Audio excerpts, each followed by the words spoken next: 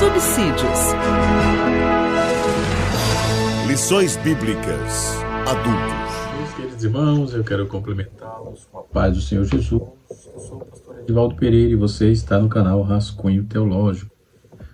Aliás, Rascunho da EBD. Neste canal comentamos todas as semanas, colocamos aqui 2 vídeos, um da lição dos jovens, outro da lição da classe dos adultos, das revistas da CPAD, Casa Publicadora das Assembleias de Deus do Brasil. E nós estamos já na lição de número 12, lição que vamos estar ministrando, estudando, aprendendo, obviamente, no capítulo, ou no dia 22 de dezembro, Esse mês, estamos finalizando já o trimestre, E nós estaremos nesse dia aprendendo um assunto muito pertinente. Estamos trabalhando nesse trimestre, 4 trimestres, sobre as promessas de Deus. Confie e viva as bênçãos do Senhor, porque Ele é fiel e o que prometeu. É a lição, o tema da nossa revista. E nós estamos estudando o livro de Provérbios. E, na verdade, não é o livro de Provérbios propriamente dito, Estamos estudando sobre as promessas, E agora nós vamos estudar a lição de número 12, que tem como título A Promessa de Vida Abundante, O texto bíblico está em João, capítulo de número 10, versículo número 17 a 18. Eu estava confundindo o provérbio, que é a aula dos jovens que estamos estudando, pautado no livro de Provérbios. Então nós vamos dar continuidade, lição de número 12, no João, capítulo de número 10, versículo 17, versículo 7 a 18. Tomou, pois, Jesus, dizer-lhe: em verdade vos digo que eu sou a porta das ovelhas.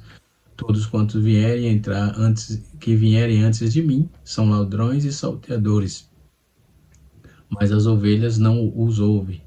Eu sou a porta, e se alguém entrar por mim, salva-se-á, entrará e sairá, e achará pastagem. O ladrão não vem senão roubar, matar e a destruir. Eu vim para que tenhas vida e tenha com abundância.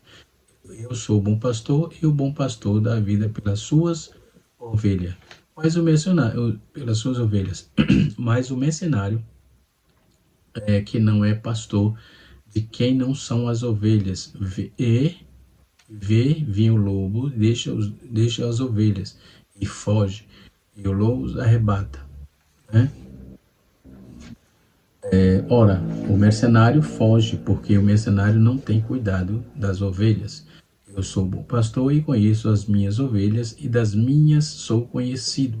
Assim como o Pai me conhece a mim, também eu conheço o Pai, e dou a minha vida pelas ovelhas. Ainda tenho outras ovelhas que não são deste aprisco. Também me convém agregar estas, e elas ouvirão a minha voz, e haverá um rebanho, um pastor. Por isso o Pai me ama, porque dou a minha vida para tornar a tomá-la. Ninguém me manda tirar de mim, mas de mim mesmo a dou. Tenho poder para dar e tenho poder de tornar a tomá-la. Esse mandamento eu recebi de meu Pai. Bendito seja o nome de Jesus. No texto áureo, capítulo 10, verso de número 9 e 10, diz assim: eu sou a porta, se alguém entrar por mim, salvar-se-á, entrará e sairá e achará pastagem. O ladrão não vem, senão roubar, matar e destruir. Eu vim para que tenhas vida e vida com abundância. Faz parte da leitura bíblica. E nós estaremos aprendendo sobre, no primeiro tópico, Jesus, a fonte da vida abundante. No tópico de número 2, a vida abundante. E no tópico de número 3, o que identifica uma vida abundante. Dentro dessa proposta, a palavra abundante, ela é uma palavra que vem do grego, que é perisson, quer dizer que no grego é perisson, que significa muito, muito bem, além da medida, mais supérfluo, né? Uma quantidade tão abundante que chega a ser mais do que era de se esperar ou antecipar. Em suma, Jesus nos prometeu uma vida melhor, né? Muito além, né? Para que poderíamos, muito além do que poderíamos imaginar. Um conceito que lembra muito, em 1 Coríntios, capítulo número 2, verso de número 9, está escrito assim: nem os olhos viram, nem o ouvido ouviram, e nem jamais penetrou no coração humano o que Deus tem preparado para aquele que neles o amam, que eles o amam.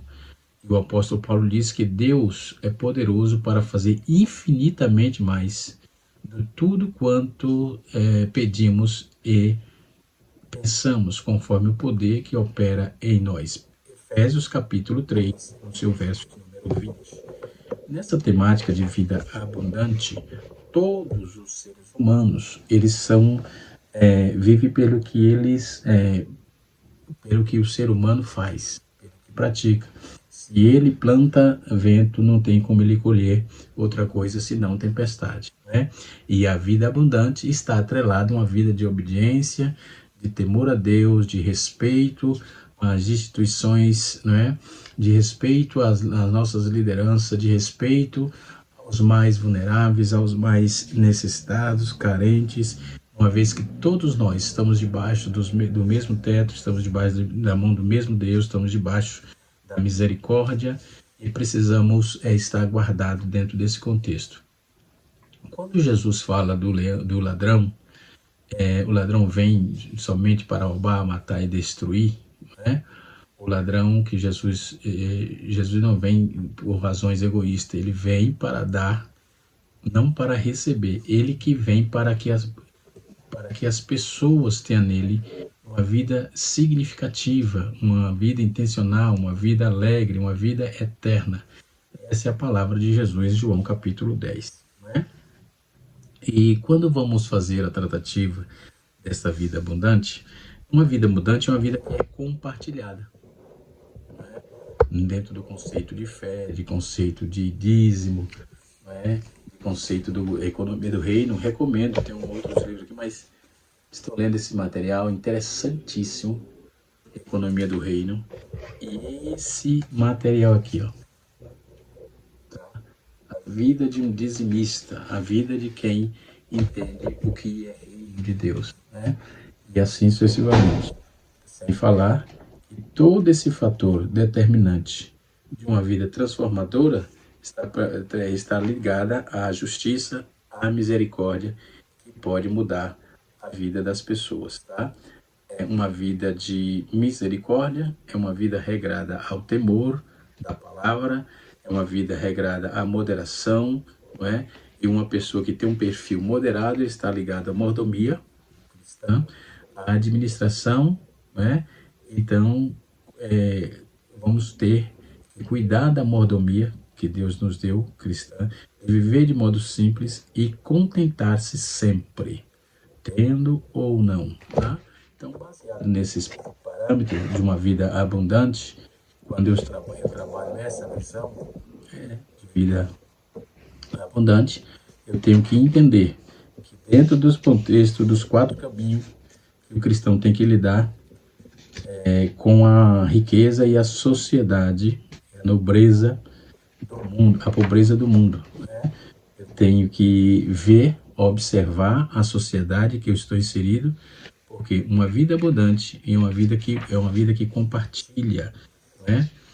E Agostinho de Hipona disse assim: o que escrevo? Escrevo para a glória da cidade de Deus, para que, sendo comparado com a outra cidade, possa brilhar com maior esplendor. Ou seja, uma vida abundante é uma vida de um perfil doador, de um perfil moderado, de um perfil transformador, de um perfil abnegado, de um perfil que respeita, de um perfil que tem submissão às nossas lideranças, né? Ninguém está sobre o outro, pelo contrário, se submisso a alguém, alguém é submisso a mim, e assim sucessivamente. Ninguém é superior tanto assim que não possa ser submisso, né? Teve um pensador chamado Thomas Morus, que disse assim, que aquele que tem certeza de que nada faltará, jamais não procurará possuir mais do que preciso, né? Então, se você tem certeza que a vida abundante em Cristo tem que ser uma vida que é controlada pelo Espírito de Deus, né? No tópico de número 1, o subtópico diz assim, a fonte da verdadeira vida. O Evangelho de João, o Evangelho de Cristo que João escreveu no seu capítulo 10, apresenta Jesus como bom pastor. Este bom pastor, ele relaciona-se com as ovelhas, se protege, dirigindo-se à frente delas, né, no caminho, para livrá-la do perigo, além dessa imagem de pastor. Em João 10, também Jesus apresenta como porta, né, essas metáforas de fundamental importância para a caminhada cristã. E essa porta simboliza o caminho da salvação, de salvação espiritual, em quem um relacionamento pessoal e eterno com Deus se torna possível, e tudo o que a ovelha necessita será encontrada em Deus. Por isso, nosso Senhor Jesus, ele aparece nesse contexto, nesse texto, como fonte da verdadeira vida, né? Quando encontramos e podemos viver de verdade, fazendo bem para a glória de Deus, né? Depois nós temos a fonte da vida abundante, nos versículos de número 8 a 10, em João capítulo 10, Jesus ele faz um contraste entre ele, que é a porta, e os outros que vieram antes dele, né? Então ele identifica aí como ladrão e salteadores, né? Os ladrões e salteadores que apenas trazem roubo, morte, destruição, usurpação, né? E o nosso Senhor, ele, pelo contrário, ele veio trazer uma vida longa, né, de um lugar tirou-nos de uma vida de um lugar de morte, né, e colocou numa vida de abundância, numa vida eterna. É assim que aqui podemos entender que a frase em contraste entre o agir de Deus e a ação de Satanás, a ação do inimigo e seus demônios, né? E podemos entender também que o diabo, nosso adversário, ele busca destruir a nossa vida. O plano de Deus para nós, Deus, por intermédio de seu Filho, nos devolveu a vida, nos amou, salvou, perdoou, apagou os nossos pecados e nos deu a dignidade de salvos em Cristo. Observe que tanta graciosidade desse Senhor e Salvador Jesus Cristo, do Senhor Jesus, né? Isso é uma verdadeira vida, uma vida só com Deus, mediante a sua graça, por meio de Cristo, e pode nos dar, só Ele pode nos dar. Subtópico de número 3 diz assim, a fonte de amor. No versículo 11, nós vemos Jesus, ele menciona novamente a imagem do bom pastor.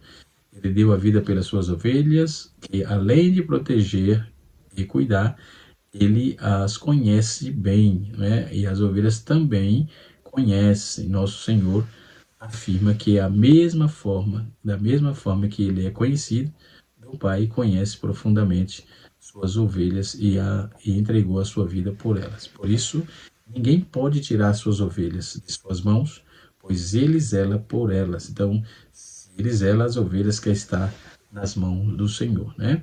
Então, a relação com suas ovelhas é baseada no amor. Pode ser testemunhado aí num relacionamento do nosso Senhor com a Santíssima Trindade, né?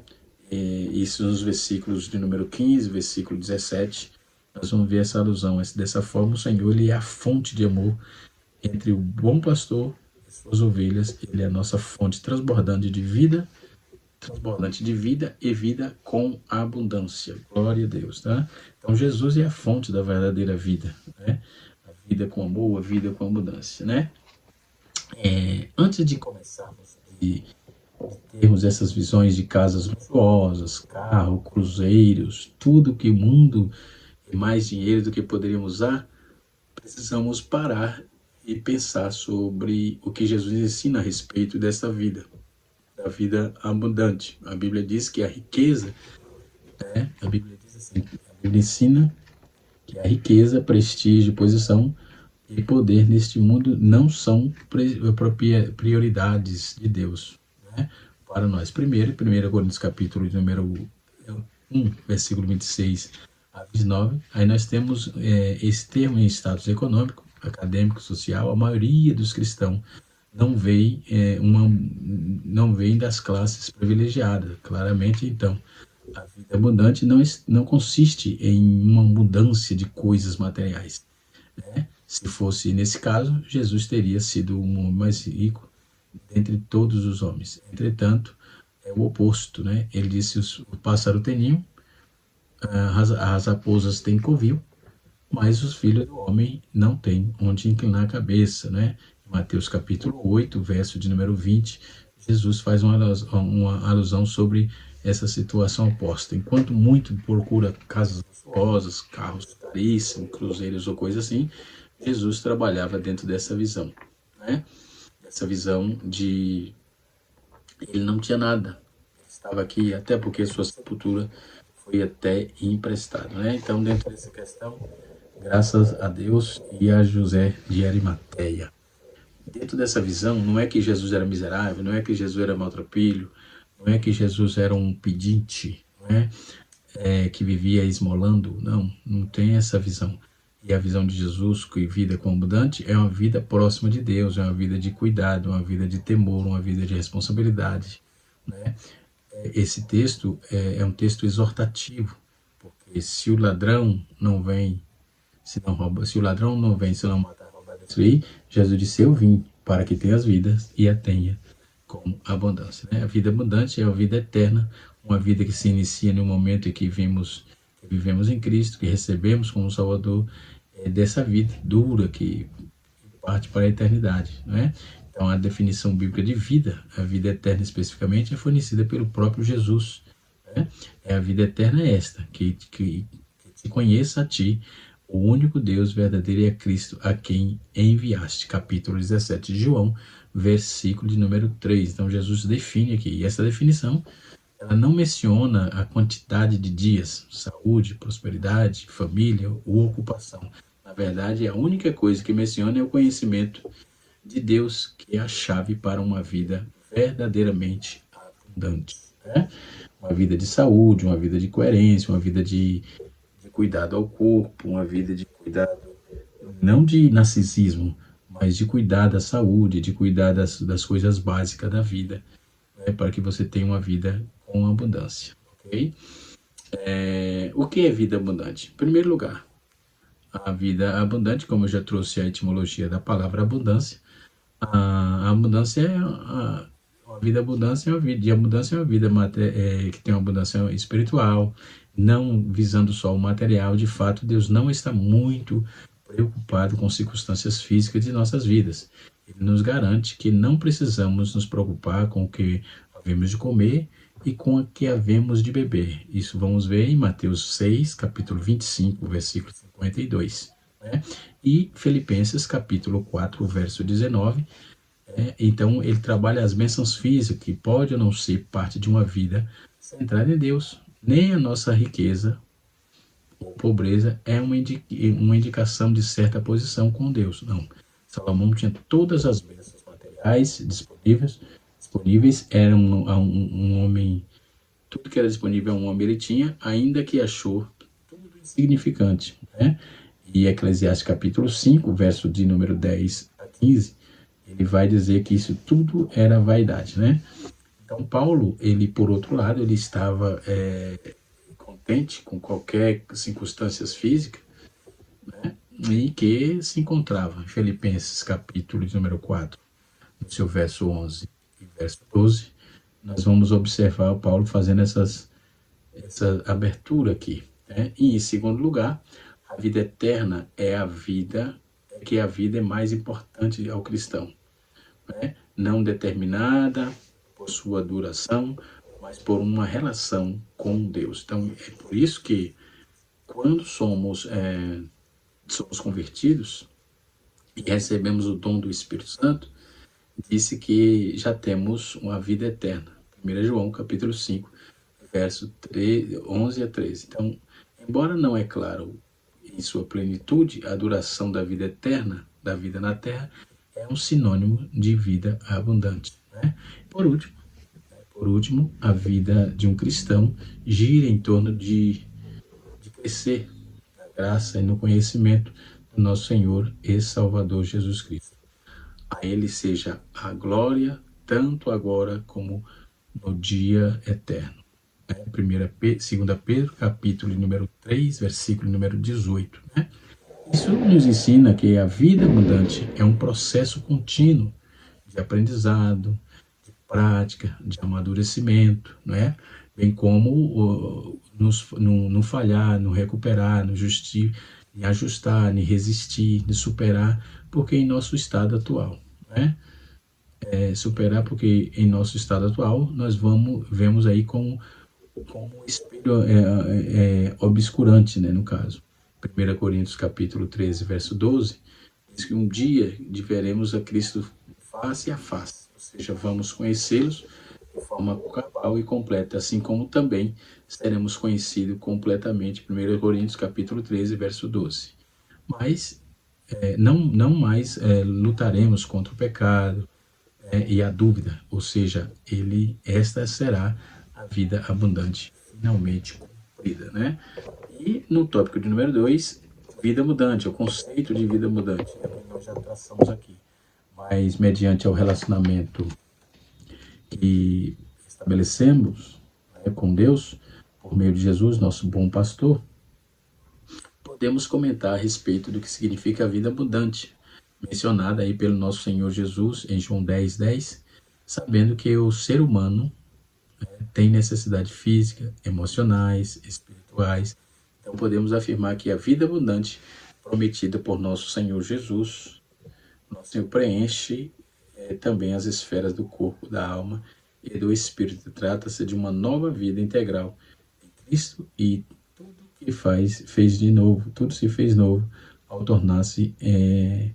se tornar em autêntica novidade de vida. Né? Então, tudo isso, conforme está escrito, não mais lutaremos contra o pecado, contra a dúvida, né? Mas será uma vida abundantemente cumprida. Apesar de sermos naturalmente desejosos por coisas materiais, que é um fator natural na nossa vida terrena, como cristãos, nossas expectativas, nossas perspectivas sobre a vida, né? Devemos ser revolucionada, enfim, e nós vamos ver em Romanos capítulo 12, verso 2, assim como também tornaremos novas criações, né? Quando viemos a Cristo, né? Então, nós vamos ver em 2 Coríntios capítulo 5, verso 17. Então, nosso entendimento de abundância deve ser transformado. A vida abundância verdadeira consiste em uma abundância de amor, de alegria, de paz, né? E o restante dos frutos do Espírito, conforme está em Gálatas capítulo 5, no seu verso 22 até o versículo 23. Né?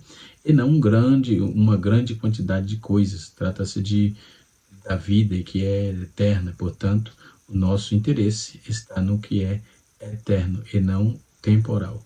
Paulo nos adverte, pensai nas coisas lá do alto, não nas que estão aqui na terra, porque morreste e a vossa vida está oculta juntamente em Cristo em Deus. Juntamente com Cristo em Deus.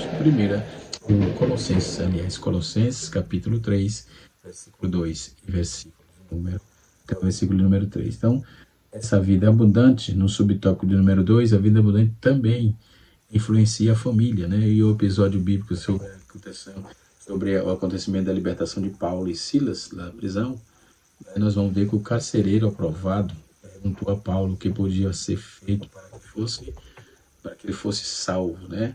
O que podia fazer? Crer em Jesus Cristo, será salvo tu e a tua casa. Atos 16, versículo 31.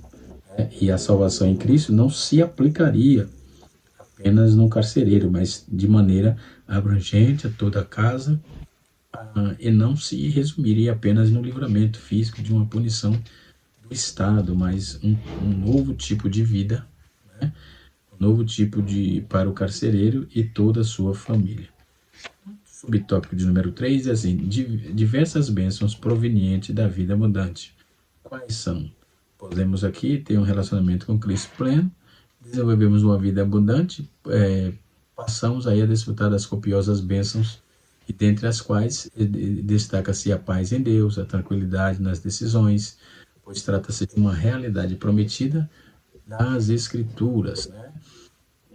Para quem tem a vida com abundância, João 14, verso 27, Romanos 5, verso 1, e a prática do amor, a vida em unidade, o cultivo da esperança, a perseverança na paciência, tudo isso são bênçãos de uma vida abundante em Jesus Cristo, que contrasta com a vida vazia no sentido de outrora, ok?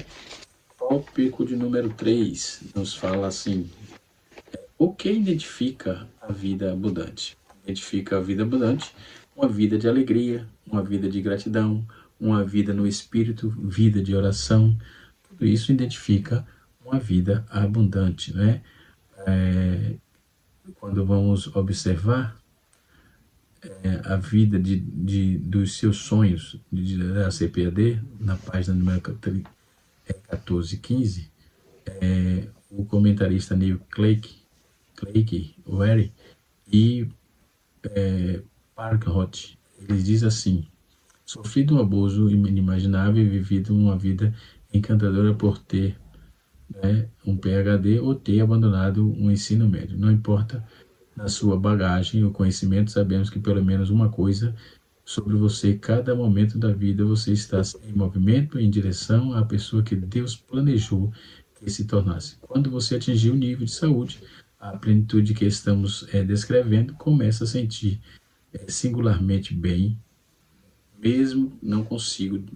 O tipo de bem não é egoísta, mas o tipo de bem não faz de você um ser humano positivo, generoso e atencioso. Não apenas levá-lo a sentir, mas ser bom a você, vai se pegar expressar esse tipo de amor, simpatia natural e fluente dos outros, né? Então, observando bem isso, a alegria do Senhor, por exemplo, no Novo Testamento, Paulo ele escreveu aos Tessalonicenses dizendo: rogo-vos, pois, regozijai-vos sempre. Outra vez vos digo, regozijai-vos. Então, Paulo estava falando sobre a alegria. 1 Tessalonicenses 5, verso 16. Neemias, no Antigo Testamento, diz: alegrai-vos no Senhor a vossa força. Né? Logo, a alegria faz parte da identidade de quem se relaciona com Deus e vive uma vida abundante. É uma vida de virtude, citada pelo apóstolo Paulo em Gálatas, capítulo 5, verso 22. Em Provérbios, o sábio Salomão disse assim, que a alegria é um bom remédio. Né? Provérbios 17, verso 22. Mas essa virtude mostra que estamos bem, em paz, cheios de vigor. Estamos bem, estamos em paz, cheios de vigor. Isso é vida abundante. Okay? Outro, no subtópico número 2, do tópico de número 3, diz assim: gratidão por tudo. Uma das coisas que deixa o ser humano bem é ser grato. Seja grato. Né? Foge da ansiedade, do desejo desordenado, né? E seja grato. Nunca seja ingrato, que isso é ruim, isso retorna um peso para você, tá certo? A vida humana é um dom de Deus, né? Lucas já dizia, falando aos atenienses, sobre essa falsa visão do mundo, e que não conhece o verdadeiro Deus e adora deuses falsos, né? Então a vida abundante está pautada, né, dentro desse conceito de vida plena, uma vida da verdadeira vida, né, que está totalmente voltada para o contexto de uma vida bem relacionada com Deus. O conceito de vida abundante abrange a vida espiritual, a vida humana, debaixo da graça, da bondade, da proteção e do amor de Deus. É uma vida do salvo que em Cristo Jesus, como seu único e suficiente Salvador. Jesus disse: na verdade vos digo que quem ouve as minhas palavras e crê naquele que me enviou, tem a vida eterna e não entrará em condenação, mas passou da morte para a vida. Isto é vida abundante propriamente dita. Né? É um dos textos do Sacrosanto de maior significado em relação à soteriologia, em relação à salvação. né? Então Jesus garante a salvação que abrange toda a existência do homem. Ele diz que o salvo tem a vida eterna que no presente e não entrará em condenação, isto é, a salvação no futuro.